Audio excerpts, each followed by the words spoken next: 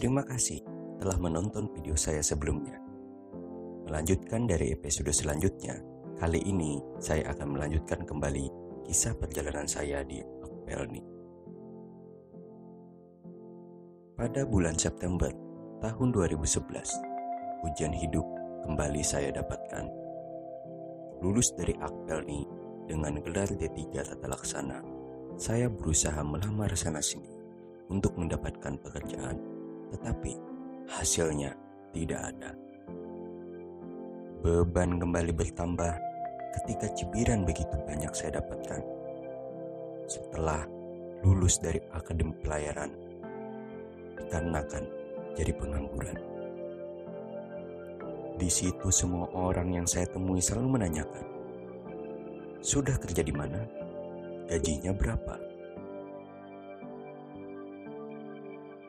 Pertanyaan itu juga yang selalu saya dengar setiap kali bertemu dengan tetangga ataupun orang di sekitar, yang membuat saya semakin kesal.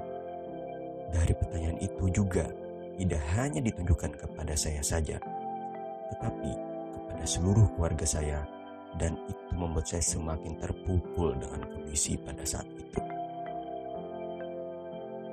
Ditambah lagi mendengar kabar mereka yang satu sekolah dengan saya dengan jurusan nautika dan teknika lagi asik menikmati praktek kerjanya. Saya berpikir pada saat itu, enak betul, jurusan mereka itu praktek saja digaji, apalagi sudah kerja. Sedangkan 10 rekan angkatan saya juga sudah langsung kerja setelah lulus dari Akpelni Tata Laksana. Sedangkan saya tidak. Hinaan malah yang saya dapatkan setelah lulus. Setelah berpikir apa yang harus saya lakukan, akhirnya saya memutuskan pada bulan Oktober tahun 2011 untuk mencari peluntungan merantau di Kalimantan Selatan, tepatnya di kota Banjarmasin. Yang gila pada saat itu, saya cuma modal nekat untuk merantau, padahal saya tidak mempunyai kenalan ataupun sanak saudara di Banjarmasin. Akhirnya, saya berangkat menuju Banjarmasin dengan hanya menggunakan kapal laut. Setelah sampai di Banjarmasin, saya langsung bertanya di diri saya harus kemana?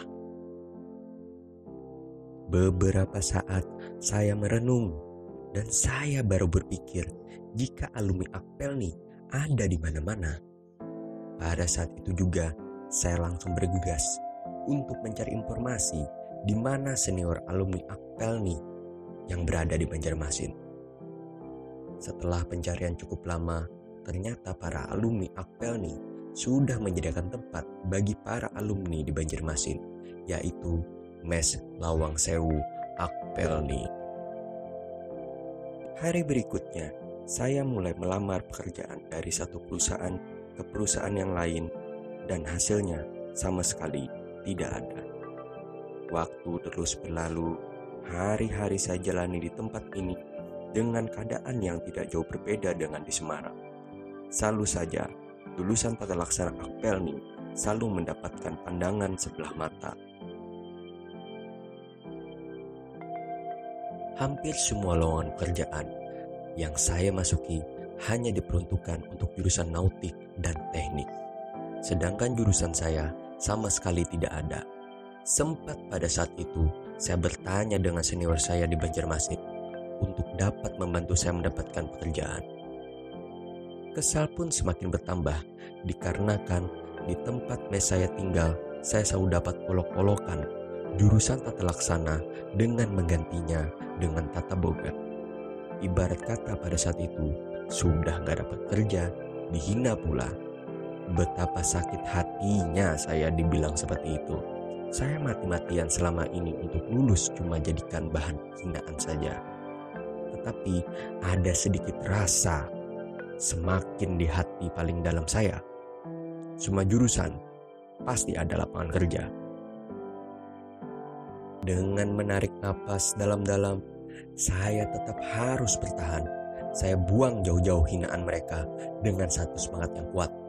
Saya harus buktikan lulusan Akpelni Tata Laksana pasti bisa berjaya. saya mulai mencari lagi pekerjaan sesuai dengan disiplin ilmu yang saya dapatkan. Akhirnya, saya ke salah satu perusahaan bernama PT IDT untuk mencari peruntungan. Pada saat itu, memang tidak ada jawaban pada perusahaan tersebut. Dengan semangat yang gigih, saya berusaha semaksimal mungkin meyakinkan bahwa saya ingin kerja, sampai saya pun meminta belas kasihan supaya dapat bekerja di sana. Akhirnya, perusahaan memberikan kesempatan saya untuk bekerja untuk bantu-bantu perusahaan tersebut. Akan tetapi, tidak dibayar. Saya iakan saja, karena pada saat itu saya berpikir daripada nganggur, lebih baik terima-terima saja. Kerjalah kerja, itu saja yang saya pikirkan. Gak memikirkan untuk pendapatan dulu. Daripada saya pulang ke kampung, malah lebih malu dan caci maki lagi. Hari-hari saya jalani dengan saya kerja mengantarkan surat dengan menggunakan sepeda ontel butut. Dikarenakan di mes saya tinggal cuman itu yang tersedia. Mau pinjam kepada teman, tetapi gak ada yang mau bantu. Setelah 1 tahun berjalan, saya merasa kok gini-gini amat hidup saya. Pada akhirnya, saya putuskan untuk keluar dari perusahaan tersebut dan saya kembali lagi jadi pengangguran.